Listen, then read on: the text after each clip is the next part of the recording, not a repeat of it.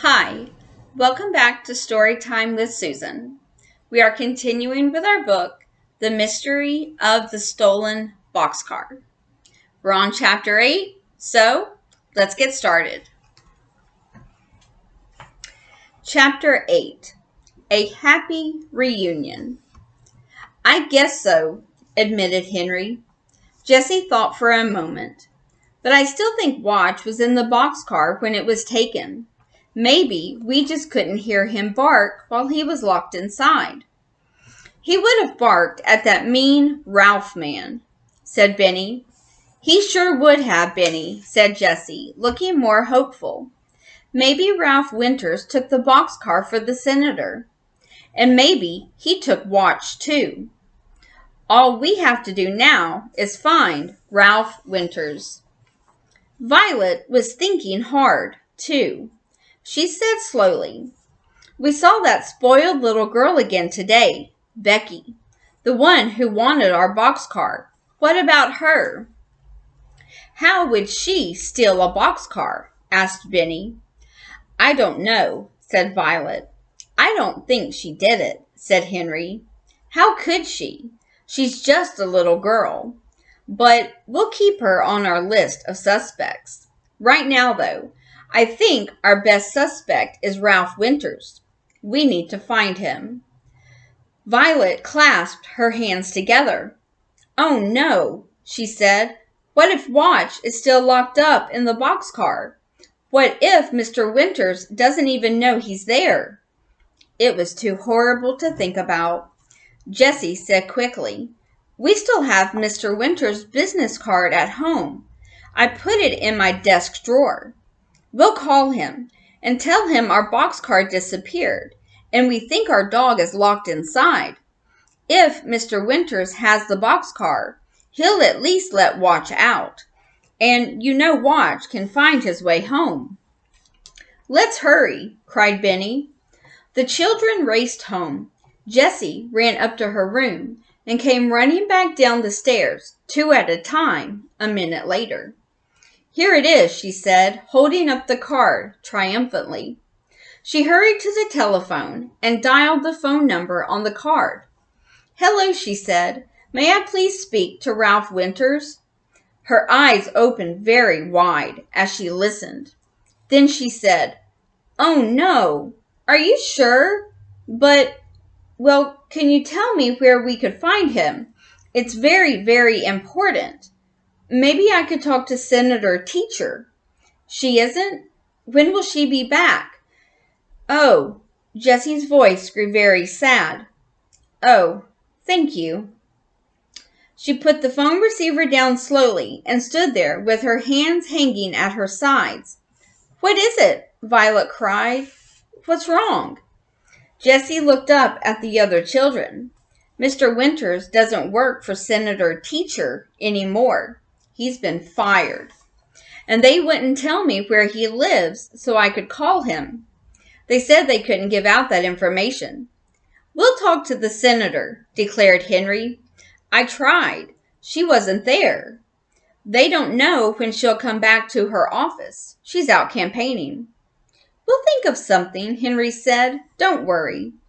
But the children knew they had to solve the mystery, and solve it soon, or they might never see Watch again.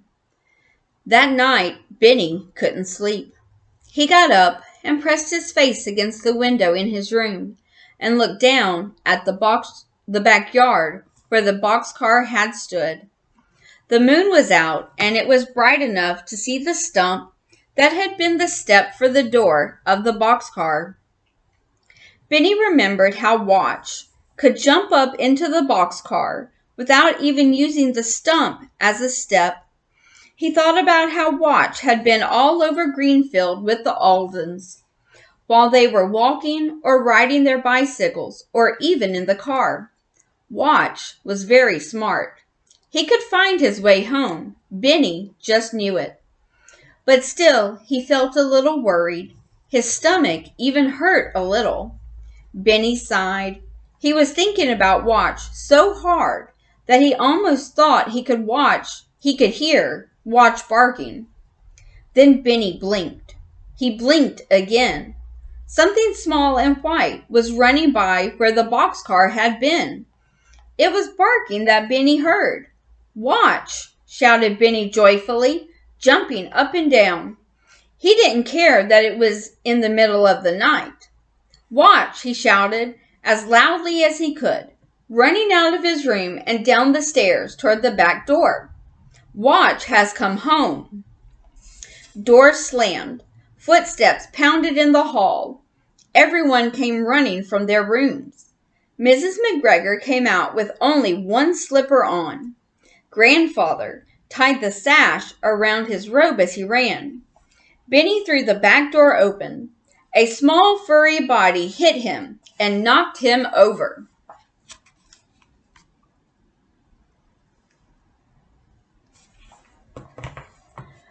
"Woof!" Watch barked, wild with excitement. "Woof, woof, woof!" He was wagging his tail so hard that his whole body shook. He licked Benny's face and his neck and his ears. The kitchen light came on. "Watch," said Jessie, "you're back." Watch jumped up on her. He jumped up on Henry and Violet and Grandfather and Mrs. McGregor too. He ran in circles around the kitchen. Everyone hugged him and kissed him and petted him and talked at once.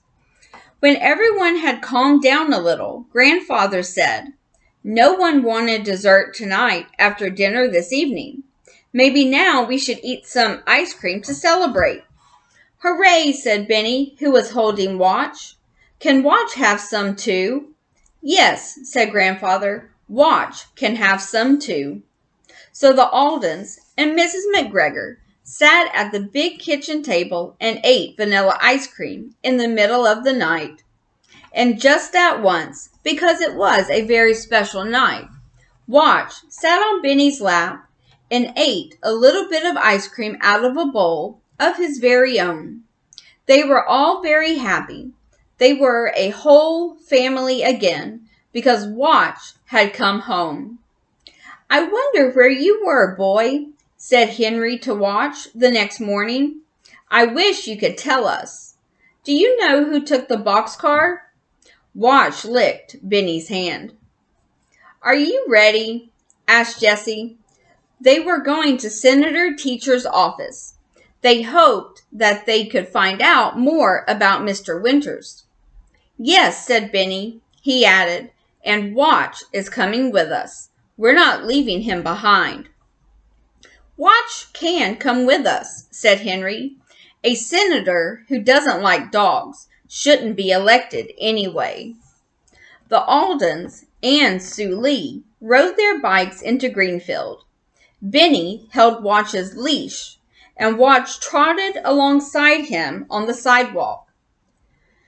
The senator's office was a small two-story house near the town square. It was white with red and blue trim, and the United States flag and the state flag hung out front. There was also a poster in the front yard with the senator's picture on it. It read, "Re-elect Senator Teacher." The Aldens parked their bicycles and went inside. "We called yesterday afternoon," said Henry to the man behind the receptionist's desk, who was flipping through a magazine. "About Ralph Winters?" The man looked up. "Ralph Winters." He shook his head. "Can't help you. He's gone. Fired." "We have to find him," said Benny. "It's very important." "Can't help you," said the receptionist, leaning back in his chair. "But," said Benny. "Could we see Senator Teacher?" said Jessie. She was beginning to get angry. "The senator is a very busy woman," said the receptionist. He unwrapped a stick of gum and began to chew it. "Woof," said Watch. "Is that a dog?" The receptionist sat up. "Oh no, dogs aren't allowed." "You're a mean man," said Benny, his face turning red. "Not mean," a woman's crisp voice said, "just not very smart sometimes." Now it was the receptionist's face that turned red. "Senator Teacher," he said. "We weren't expecting you today." "No, I didn't think you were," said the senator. She walked into the room. She was a short woman with close-cut silver hair. She had on a navy blue suit and navy blue shoes. She was wearing red earrings and a white blouse, and had red fingernails that matched her earrings. The senator gave her receptionist a sharp look. "I'll talk to you later," she told him. Then she turned to the Aldens. "Come into my office, all of you. Let's see what I can do to help." The Aldens followed the senator into her office. As fast as they could, they told her the whole story of the missing boxcar. When they finished, the senator shook her head. "I'm sorry to disappoint you," she said. "I did discuss the idea of using a train with my staff, but Ralph Winters never mentioned your boxcar to me, and I've decided against using an actual train anyway. You see, the trains don't go enough places, so I'm going to have a large truck fixed up to look like a train. And that's what I'll use for my Whistle Stop campaign." "So Mr. Winters didn't have any reason to take our boxcar after all," said Henry. "No," said the senator, "not to my knowledge. And I don't know where Ralph is. He turned out to be very untrustworthy, and I had to fire him. He was living in Silver City, but I don't know if he is still there." "Thanks anyway," said Henry. "I wish I could have helped you," said the senator. "Here." She gave them campaign buttons and escorted them out of her office.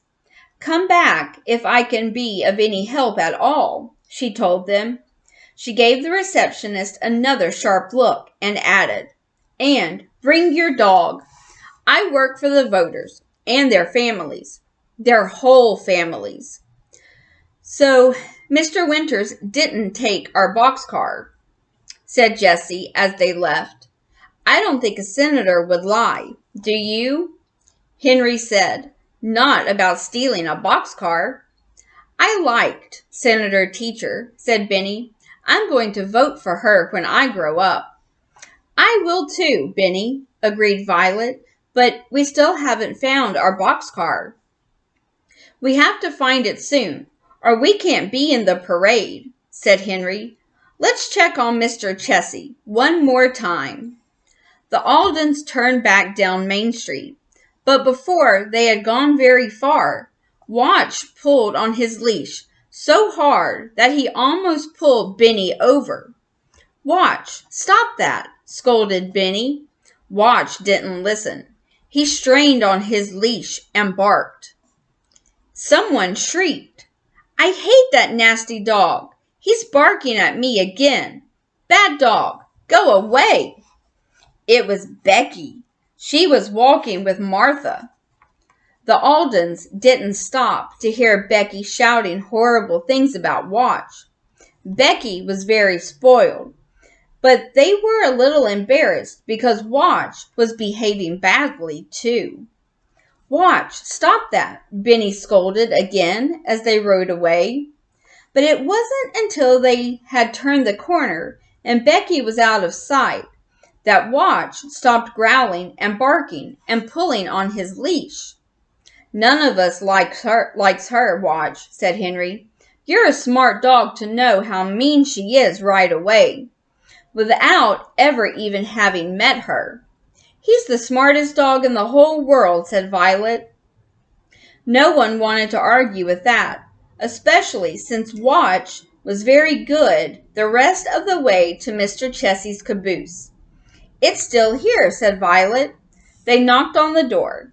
Mr. Chessie smiled just a little when he slid open the door of his caboose and saw them standing there. "Well, well, well, if it's not the Boxcar children, and just in time for a final visit.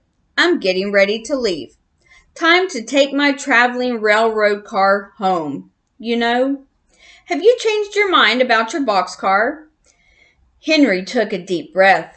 Even if we did change our mind, we couldn't sell it to you. Mr. Chessie stopped smiling. Why not? He said. Because our boxcar is missing. It's been stolen, said Jessie, watching Mr. Chessie closely. Stolen? But that's impossible. Mr. Chessie seemed very surprised and shocked. Mr. Chessie sneezed.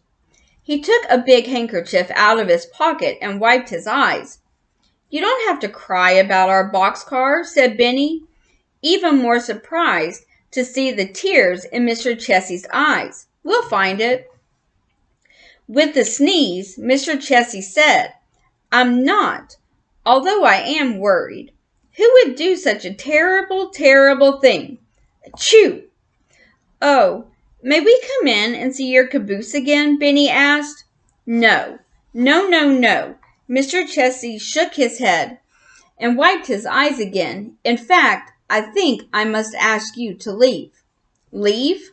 Why? Asked Henry. Mr. Chessie waved his handkerchief in Watch's direction. Watch was sitting on the top step by Jessie.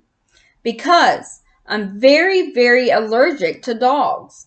And even standing this close to your dog is making my eyes water and making me cough and sneeze. Achoo! We'll leave right away, said Violet. The Aldens went quickly down the stairs. If you change your mind about selling your boxcar, Mr. Chessie called after them, you know where to find me. Then the door of Mr. Chessie's traveling home closed. Allergic? Benny asked. Does being around any dogs in the world make him cough and sneeze? Yes, it does, said Henry. Let's walk our bicycles home. Watch looks as if he could use a rest from all the running with us he's been doing. Hearing his name, Watch wagged his tail. The Aldens began to walk slowly home. A horrifying thought came to Benny. Oh, does being allergic mean that Mr. Chessie can't have a dog ever? He asked. I'm afraid so, Benny, said Violet. Poor Mr. Chessie, said Benny. He'll never have a dog like you, Watch, or any dog at all. Yes, said Jessie. She bent over and patted Watch's head, and he wagged his tail again. Mr. Chessie's boxcar is very nice, but it wouldn't be any fun to have the fanciest boxcar in the world if we didn't have Watch. Well, Sam's not a suspect, and looks like Senator Teacher's not a suspect, and Mr. Chessie's not a suspect. I think that leaves one more person. Who do you think it is? Well, join me next time for my next video to find out. As always, like and subscribe, and have a good day.